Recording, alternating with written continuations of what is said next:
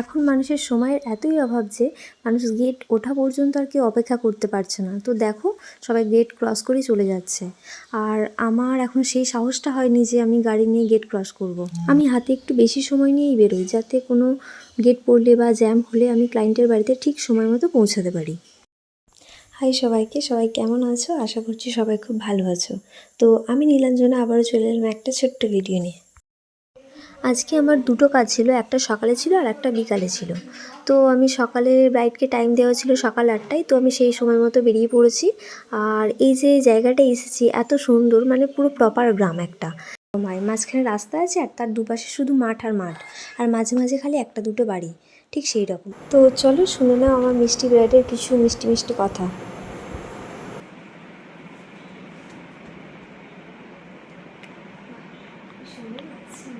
মানে ওনাটাই আরো যেন খুললো।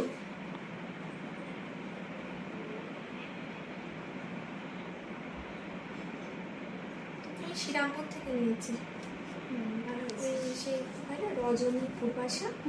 কিন্তু ওনাটা দাম বেশি না জানো, ওই 350-এর মধ্যে হয়ে গেছে। আমি গিয়েছিলাম, ভালো হয়েছে, জড়ি দেওয়া আছে, জড়ি আমি নিতে গেছিলাম। আরেকটা দেখেছিলাম আমার পছন্দ ছিল, কালকে যেরকম দিয়েছিল ওইগুলো ছোট ছোট ওই পুঁথির ওইগুলো থাকে, দেখলাম। তো এটা ছিল আমার ব্রাইডের ফাইনাল লুক। তো তোমরা জানিও এই ব্রাইডকে আমার কেমন লাগছে। আর এ পুরো একটু ডিফারেন্ট লুক করেছিল, কারণ সবাই আজকের দিনে লেহেঙ্গা পরে, কিন্তু এই লেহেঙ্গা না নিয়ে শাড়ি চুজ করেছে। তো ব্রাইডকে রেডি করার পর আমাকে টিফিন দেওয়া হয়েছিল, আমি সেটা খেয়ে তারপরে সেখান থেকে বেরিয়ে গেছিলাম। আমার ফার্স্ট ব্রাইডের লোকেশন অনেকটাই দূরে ছিল, তাই সেখান থেকে এসে বাড়ি ফিরে স্নান খাওয়া করে আবার আমি সেকেন্ড ব্রাইডের উদ্দেশ্যে বেরিয়ে পড়ি। সেকেন্ড লোকেশনে পৌঁছাতে আমার প্রায় অনেকটাই লেট হয়ে গেছিলো। আবার তার ওপর পড়লো গেটটা পড়েছিল প্রায় 20 মিনিটের জন্য, সেখানেও আমার অনেকটা লেট হলো। আমি যখন ব্রাইডের লোকেশনে পৌঁছলাম তখন বাজে 4:30।